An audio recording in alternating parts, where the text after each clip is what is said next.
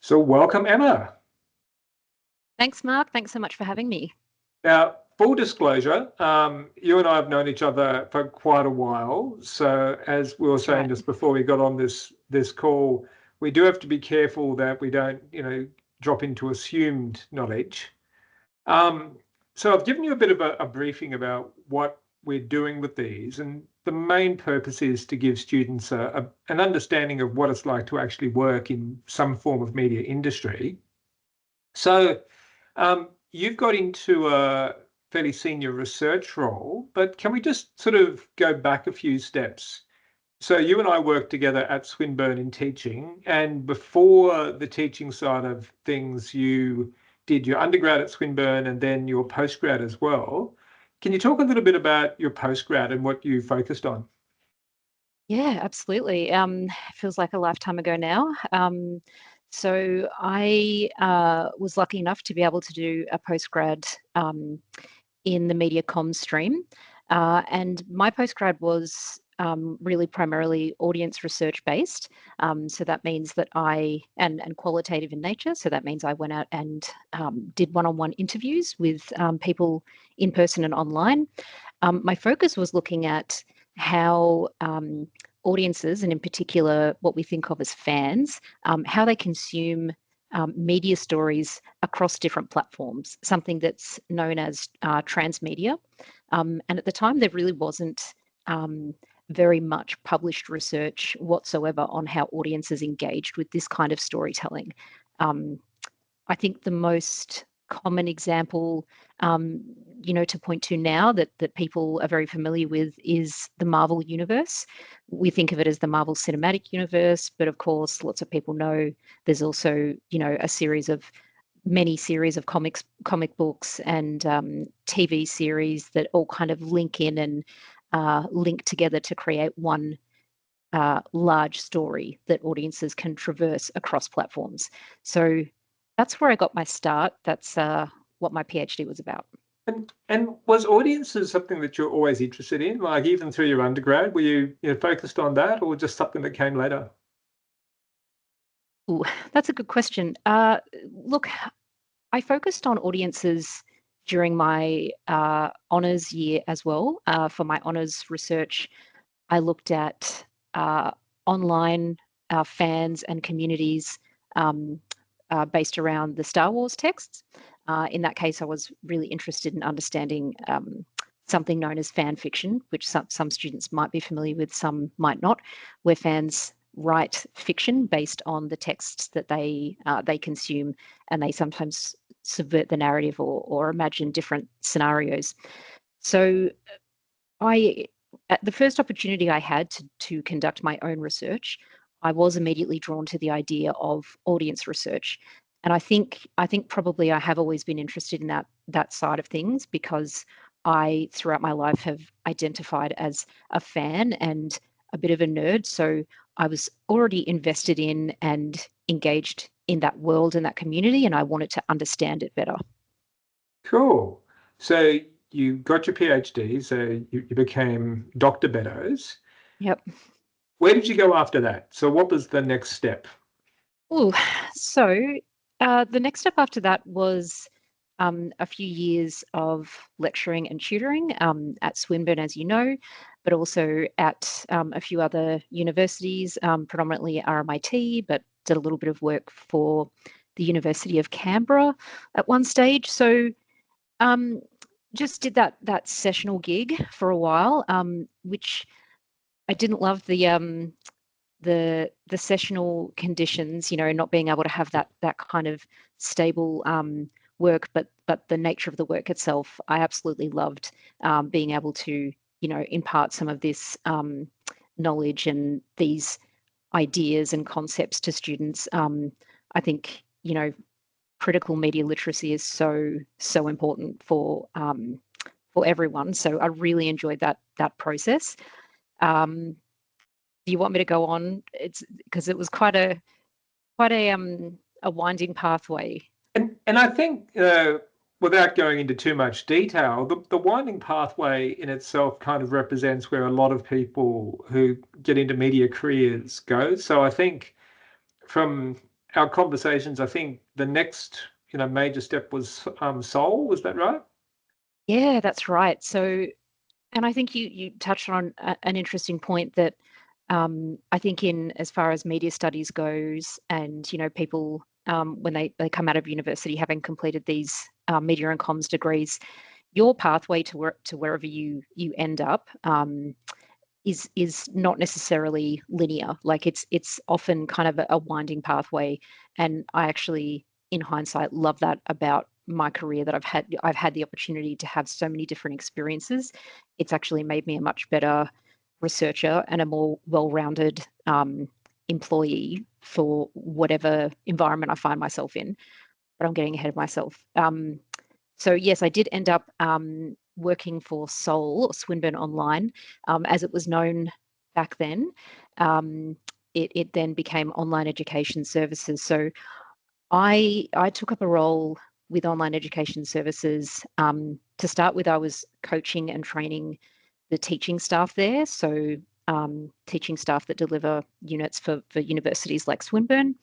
And that's when I got my first opportunity after not very long to step into a research role, because I had that qualitative research experience from my honours and my postgrad. So I was able to step into a research manager role at OES and start doing a lot of research pilots and evaluation around student satisfaction, and yeah, other student issues. It's interesting, because you mentioned qualitative research, and Mm, I think publicly a lot of the research we see tends to be quantitative mm, because people are always talking about facts and figures. And I guess in some ways, a lot of the students that'll be listening to this won't be as familiar with qualitative research. mm. Um, and that was actually quite a draw card for them when you were working for OES. They were looking for someone that had qualitative research skills. Yeah, exactly. And I think it's not uncommon for organizations to be looking for that ability to perform qualitative research as well as quantitative research. Um, I think the fact that I had, I had uh, was highly educated meant that, um, you know, those the phrasing, um, meant that people in the organization were happy to take a chance on that slight, I guess, lack in the quantitative side, because they assumed and felt that I would be able to pick that up, given that I'd been in a research environment at that postgrad level for quite some time. But what I brought to the table was that qualitative skill set, which is sometimes a bit more difficult to find. Mm. So that was really great. That was a great experience for me to be able to actually start to see my research skills be put to use in a really practical way for the first time, and gaining those quantitative research skills at the same time. So that was really the start of my, I suppose, professional research journey. Because I've always seen quantitative research as being very much about, telling you what's happening, and Mm. qualitative telling you why and how. And Mm. it sort of gives you that more rounded appreciation of what the data is actually telling you. Yeah, I think so. Look, to be honest, mixed methods research is my preferred approach to most research projects these days, because I think both quantitative and qualitative data brings something really valuable to the table, and one without the other is always going to be lacking in some way, unless you're doing really sort of pure ethnographic research with a super small community, and all you can really do is qualitative research. um, but and that's I get to do a lot of that now, that mixed methods research. And I've noticed the longer I've been working as a professional researcher, the more interest there seems to be in mixed methods approaches. um, as you said, Mark, people do like to see numbers. People love to see a statistic, but at the same time, when you bring in qualitative research and you're able to build more of a story or a narrative that really resonates with stakeholders, with audiences, with media. And so that provides this really kind of rich framing to the numbers that helps to contextualize them. So you started doing research at OES, and then I Mm-hmm. think your next position after that was a research role as well. Yeah, that's right. So went from OES to the ADF, the Alcohol and Drug Foundation, not the Australian Defence Force. So at this point, I'd gone from academia to OES was sort of half private, half public joint venture to not-for-profit, which was then, another new space for me to be working in and applying my research skills. Absolutely loved that. Obviously, health promotion and alcohol and drug harm minimization has nothing to do with media, but life takes you on, on unexpected tangents and journeys. And I found myself at the ADF in a research role. And although I wasn't working directly, in that sort of media sector, I really, really enjoyed that work because, look, it was an opportunity to apply my research skills in a setting that felt like I was having quite a meaningful impact, really giving back to society in a meaningful way. And it also taught me a lot about uh, how to problem solve and how to conduct research in environments where you are limited by a number of constraints, and particularly funding. That's a Yeah. huge issue for not for profit. Also, lack of resourcing. You're often working in small teams with limited funding and a set of really restrictive criteria that might have been imposed upon you by the funder, and you have to somehow figure out how to deliver a robust, research program or evaluation program. So that was really, really valuable. Getting that opportunity to learn how to work in that kind of context, and also work to some fairly tight deadlines. One thing that I think you maybe don't necessarily pick up in the academic postgrad environment, even though you have deadlines imposed upon you, it's nothing like when you're in industry and you're told that money for this budget for this financial year needs to be spent within the next 3 months. We need to think up a research project now, and we need to deliver it, and we need to have these deliverables done and signed off by this date so that we can commit the money to budget. Like that, you just have to learn to adjust to those kinds of settings. I mean, it's interesting. You've got kind of a unique perspective on this stuff because, as someone who has taught, in fact, this unit and other similar ones at Swinburne, you know how often we get asked for extensions. Mm. Is that a reflection of real life? Like in real life, do extensions exist, or is it just completely different? Oh, that's tricky to answer. It really depends. I suppose sometimes you can, if you're struggling to deliver something, and you might ask your manager if you can have a few extra days or however long, that might be okay. But typically, the only reason that would be okay or why that would be the case is because the rest of your workload that manager has actually assigned you is perhaps the workload is too heavy, so you can't sort of fit everything in. It's sort of within the context of everything else that you have going on. But there's also scenarios where it's just simply not an option to delay the work. You simply have to get it done in time. It really depends. And it means that you do need to learn how to be able to work to a much tighter timeline than what you've probably been used to in the past. That also varies based on industry. So, for example, if you get work as a research consultant, you will be hit with some really tight deadlines and massive amount of work. I've never worked in that particular that kind of role. I did go for a role and actually was successful in achieving a role as a research consultant once, and I ended up turning it down because the conditions and the workload and the amount of crunch was just not appealing to me. But it's definitely something that you need to learn to be able to just meet a deadline.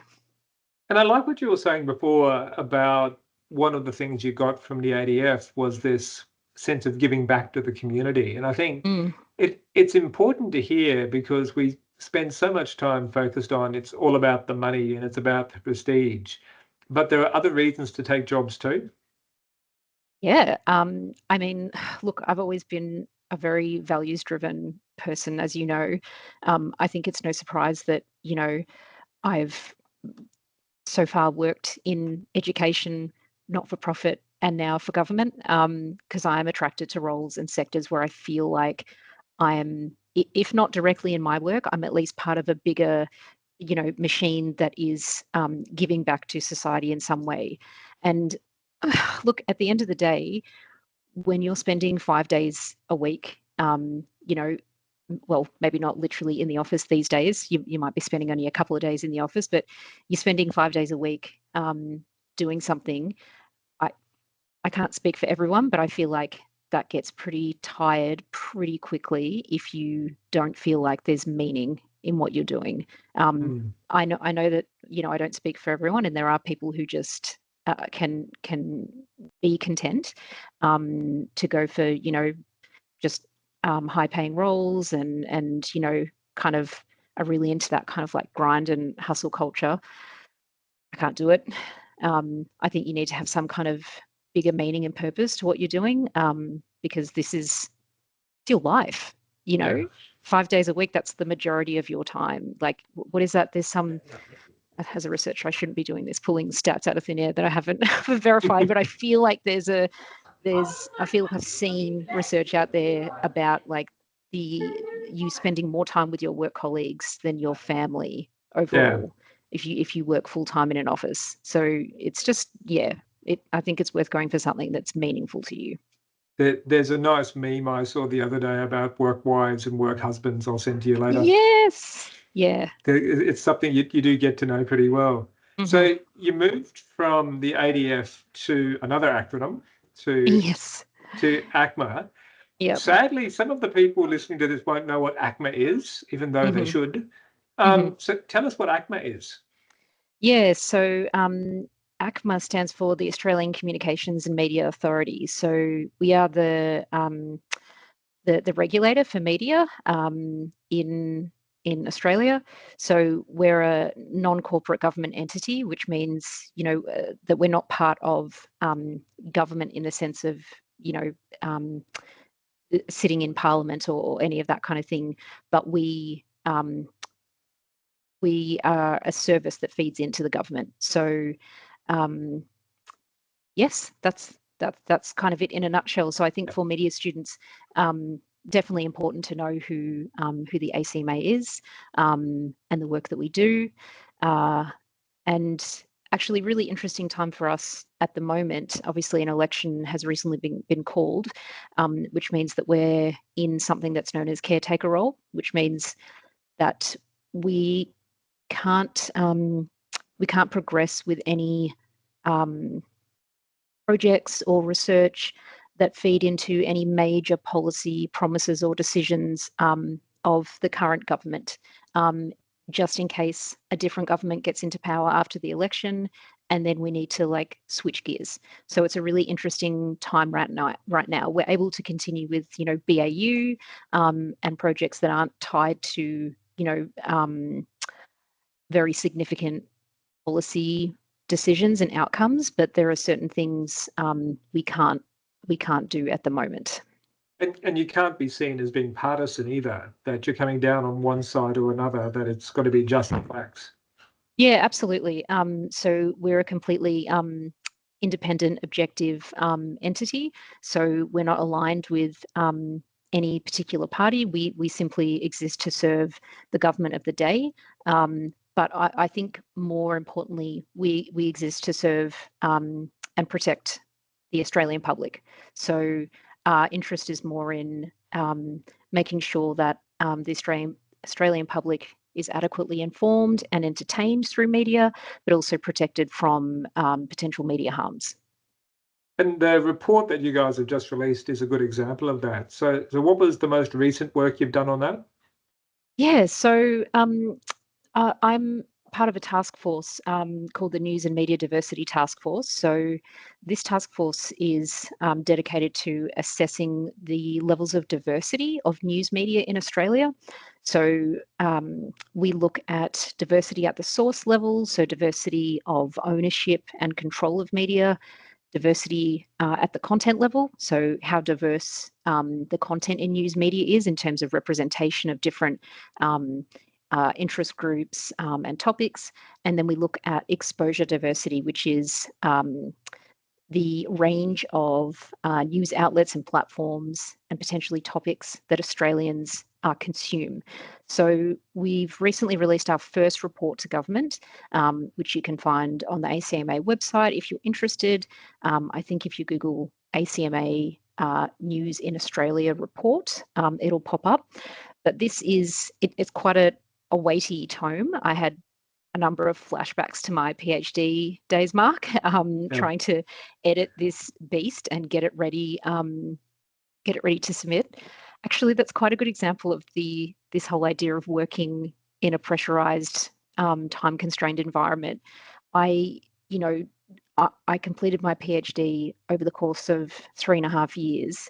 Now, this document was not quite as long as my PhD, maybe about 20 to 30,000 words less, but still a very, very long and complex document, bringing in multiple data sources. And I think between about 3 of us, we conducted all of the research and wrote up all the findings and editing and everything in about 8 months, which is incredible in hindsight that we managed to do that. But that is sometimes the nature of this kind of work in industry. It's a very different environment. But yes, so this report is, I guess it's our first look at, the state of diversity of Australian news media. For the most part, it's providing a baseline, which just means that we don't have a particular measure by which we can say something is too diverse or not diverse enough. So what this first report does is provide that baseline, and then each report after that, we can look at whether levels of diversity have gone up or down. It's also given us an opportunity to identify where there are data gaps. So there are now opportunities for us to start engaging in more bespoke research to try and fill those data gaps. So it's been really exciting to be involved in, and I think, although my research background was audience studies and popular culture, I did my media degree initially because I've always been passionate about the impact of media, whether it's through media fictions or whether it's news media or whatever it might be. So I think this is really critical work because news media plays this essential role in informing society so that we can have a healthy, functioning democracy. So this is really essential work. And the report is quite long, but it has a really great executive summary that outlines all of the findings in, I think about 3 pages. So that's not as difficult to get across if you want to get just a snapshot of what we found. And as you say, it's important work. Like we're dealing with information or misinformation on an hourly basis these days. So understanding where our news comes from and how diverse that base of news is really important. Yeah, definitely. It's also, I suppose one thing about conducting research outside of the university environment is that there's a lot of stakeholder sensitivities that you need to be aware of. With this kind of research, when you are looking at data that's telling you about levels of, media ownership concentration, or the particular news brands that Australians are engaging with more or less, or which brands they trust more or less. The data is objective. The data is what it is, but the way we frame that, and yeah, the way we frame that has to be very considered, because there are a lot of big players in the Australian news market, and there are sensitivities that we have to be aware of. And that's actually a really good point, because the kind of information that the ACMA produces could easily be weaponized by one political party or another. So being straight down the middle is actually really important. Yeah, it's a really tricky balance to find. Representing the data, as accurately and honestly as possible, without appearing to have any particular bias. It's quite tricky for me, because as a researcher, I always want to, for me, the data says what it says. And if the findings from a piece of research might seem controversial or upsetting to certain stakeholders, my instinct and integrity as a researcher is that shouldn't be a consideration when publishing your findings, because you need to just be truthful about what the data states. And in this role in particular, this is my first role working for government. It's been interesting sort of learning about how you can still do that, but be mindful of those sensitivities. So still present the data honestly, but there are ways of flattening your tone, or flattening your language, so that it's just as neutral as possible, which is, as a regulator, is what we need to be. And I think, given your history coming through education and then into the ADF and now into the ACMA, it feels like that tone is something you develop over time. Yeah, definitely. And I suppose, yeah, look, I think when it comes to academic research, I think you can be a little bit more, you can allow some of your own passion, perhaps, come through in the way you write. Often, if you're working on, a thesis or a paper, there is a particular argument that you are presenting. So that will frame the way you speak about your research or other research. However, my experience, particularly working for the ADF and now with the ACMA, and I've picked up a lot of these skills at the ADF, is being able to report in a very neutral, flat tone, which is incredibly important, especially when you're producing research that's going to be read by multiple different stakeholders and is potentially going to inform policy that will potentially impact thousands, millions of people. It's really important that what you present is as neutral as possible, so that those key stakeholders, policymakers, so you're not you're not influencing their reading of the data. You're just providing it to them. You're just giving them the information, and then they make a decision about what they do with that information. Is that the cool part of the job, that you get to influence, or you have the potential to influence potentially millions of people with the work that you're doing? It is a cool part of the job. It is also a terrifying part of the job. We spent, oh my goodness, you would not believe how long we spent at this small team. So there's about 5 of us on the task force, agonizing over and editing a single news article, sort of press release piece that we were writing to accompany the report, because we had to be so careful about exactly what we said and exactly how we said it, because we knew that if we said things in a particular way, certain certain media entities might pick it up and run with it with a particular kind of spin or a particular kind of angle. So you're really agonizing yourself over how to make things sound as absolutely neutral and flat as possible, while still making them sound interesting, Yeah. which can be really difficult. But it's a privilege and it's also a responsibility. It's something about, I think, working in the Australian public service that you really are being employed to serve the Australian public. And it's important that we have the public's best interest in mind when we're reporting any of our data. So it's a bit of a double-edged sword. I mean, I think seen we've all seen in the media, and especially, your students, I assume would be well aware of this, the way different media outlets can pick up pieces of research and just really easily cherry pick a single statistic or a single line of text to help inform their specific kind of agenda or a particular political agenda. So my role is sitting on the other side of that. I'm the person who wrote that line or who popped that statistic into that report. So we have to be so careful that there's no room for misinterpretation. You were talking about the team you had on that project, a team of 5, which seems like a very small team for a very big project. Yes. I'm guessing you have to work really effectively as a team for that to even happen.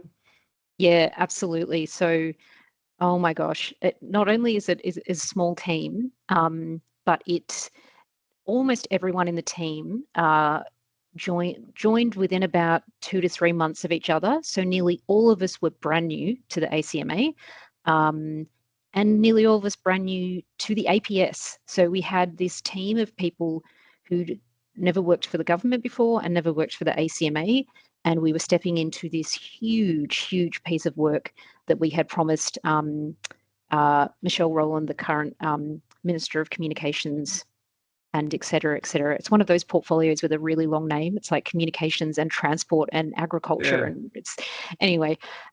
So we were stepping into this this task force that had been, designed to deliver on a promise that was committed to the minister. So it was, in some ways, the blind leading the blind, but you're right. That's where, and I know students will probably, hate to hear this, but this is where the teamwork and group assessments at university are so important for you to learn these skills, because it is often make or break your ability to work effectively with your colleagues, your ability to, often, negotiate with your colleagues on points of disagreement, to be able to work together to meet really, tight and pressing deadlines.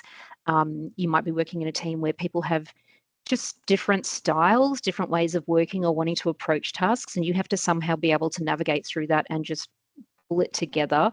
In this case, we had roughly 3 of us in the team doing the bulk of the writing of the report, myself and 2 others, 3 people with 3 slightly different writing styles. We had to do this together. And on top of that, our task force is spread across Melbourne, Canberra, and Sydney. So you've got a team that's, some of us are sometimes together, and then, other parts of the task force are together physically, but then, others of us are typically always not together. So all of our meetings are on Teams. A lot of our communication is via email or chatting on Teams.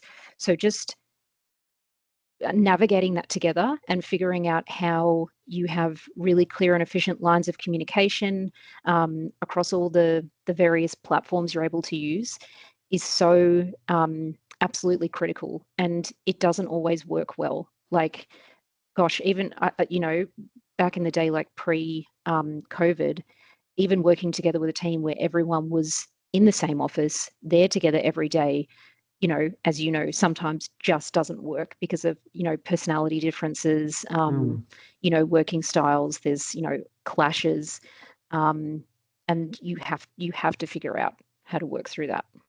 Yeah, it's interesting you say that, because as we're recording this, it's currently week 6 of semester, which you may remember is the point we form groups for this unit. And we're having all these conversations now about how people work. And the sad thing is it starts at uni, but it never stops as you go on into professional life. It really is, as one of the other people who did these interviews said it, professional work is one long group project. It really is. It really, Yeah. really is. Like I can't really think. I don't know if I can think of any examples of a project that I've worked on in my career post academia where it hasn't been as part of a team. That is just the nature of work. It's weird, isn't it? Like we always talk about how university is supposed to train people for employment, but it doesn't because we get people to work by themselves all the time. You know what, I think just on that topic, in isolation, if university was to really prepare students for the workforce, absolutely everything would be done in teams, because Mm, that is, except for a few, exceptional kind of sectors and roles, but for the most part, that is how all of your work will be. You might go away and do your part of the work separately, but then, um, the chances are that you'll do that piece of work and then you'll submit it to the team for their feedback and comments, and they'll leave comments in the document or they'll give their suggestions, and then you'll have a million team meetings a week where you have to collaborate and consult on everything, and then you've got to give feedback into someone else's work. That is just the nature of work. yeah, it is interesting, and it makes me rethink, the way we do some of the things here because, even in the higher levels towards PhD, it's such an independent Oh pursuit. yeah.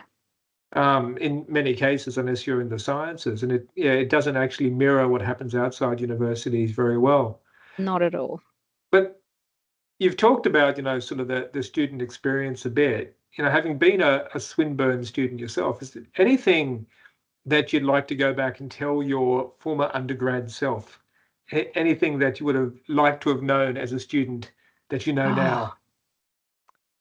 um And it could be to relax, or it could be to have more fun yeah, or work harder. yeah, yeah. I think, don't worry so much about your pathway post university needing to look perfect. This idea that, like, you get out of university and you've got to get a job in media immediately, and it's got to be in the exact kind of field that you have always imagined and think that you will love, and work your way up.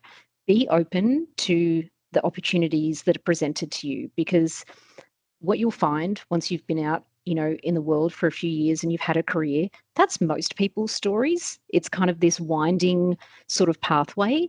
And I think if you get too focused on, it has to look exactly like this, one, you'll probably be disappointed because rarely does life turn out that way. And two, you'll probably miss other amazing opportunities because you're closed to the idea of entertaining anything else. As you know, I thought for a number of years that I would work as an academic, and that was the pathway that I was pursuing, and felt, really down and demoralized about um, not doing that. But then once I sort of opened myself to the idea of doing something different and utilizing my skills in a different way, these opportunities opened up to me, and I've had some amazing experiences now, and I've ended up where I am, and I don't have any regrets, and the journey's been incredible. And I think, like as I said at the start, you and I have known each other for a long time. Seeing you go from an academic environment into the not-for-profit environment, it matched your value system really well. Mm, And to me, I think in many ways that's more important than having like a career path mapped out for yourself. If you just I make agree. Yeah, decisions based on your values, you're much I likely agree. more happy. Yeah, I agree. Initially I wasn't sure how long I would last at the ADF because, wasn't in the media field.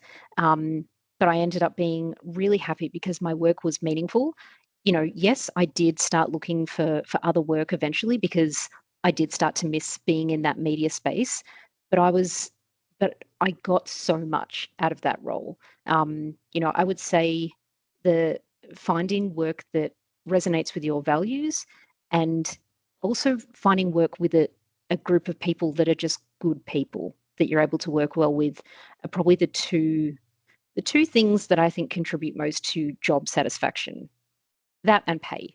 Those three factors, if you find yourself in an environment where the work feels meaningless or the people that you work with are toxic, you will be really miserable. And I don't think it's worth sticking with those kinds of roles. It's okay to sometimes go, this just isn't right for me, and walk away and find what is right for you. It's like one of those memes where, you've got three choices and you have to pick two. You can only have two that line up. But every once in a while you find three that all fall into place, and Yeah. that's where you stay. Yep, exactly. So getting close to wrapping up now, if any students were interested in going into a research role now, what do you recommend they do? Like, how do they prepare themselves? Look, to be honest, I think there's a couple of ways to go about it. If you are academically inclined, you can pursue an honours, maybe also a master's and or a PhD to give you that initial research experience, which is going to give you the experience that will allow you to step into those kinds of roles. If you are not inclined that way, there are more like quite junior research positions that you can apply for to kind of get a foot into that industry. So, you can look at like casual telephone interviewing roles, and a lot of big research consulting companies will hire for those kinds of roles. We also have at the ACMA, I can share the details with you if you like, Mark. I know there's a graduate program at the ACMA where you can, as a graduate out of university, take on a position here where you get to try out different roles in slightly different sections across the ACMA to see sort of what you like the feel of. I'm not 100% sure what the requirements are to get into the graduate program, but I know you don't need a postgrad. So that's also something you can do. And there may be other government agencies that offer similar programs. So there's a couple of different ways that you can get into it. And you'd recommend it? Research? Yeah, as a career path. Oh, look, yes. I think that there is never not going to be a need for research. It's always going to exist. So in that sense, in terms of job stability, I think it's something that's worth looking into if you think you'll be interested in it. Gaining a diverse range of research skills will put you in a really good position to apply for many and varied roles. I'm very lucky to be in the position I am, where I now have fairly good quantitative research skills as well as qualitative research skills. It puts me in a really good position. There is really good money to be made in research if you are driven by that salary. But also, as I said, for me, I think doing something that has purpose and meaning for you is important. There's a lot of research roles out there where you will just be working for some major corporation, probably someone manufacturing consumer goods, and you're just churning out data for them on how many people prefer the red packet for their fried noodles versus the green packet. I don't think that's very stimulating or meaningful personally.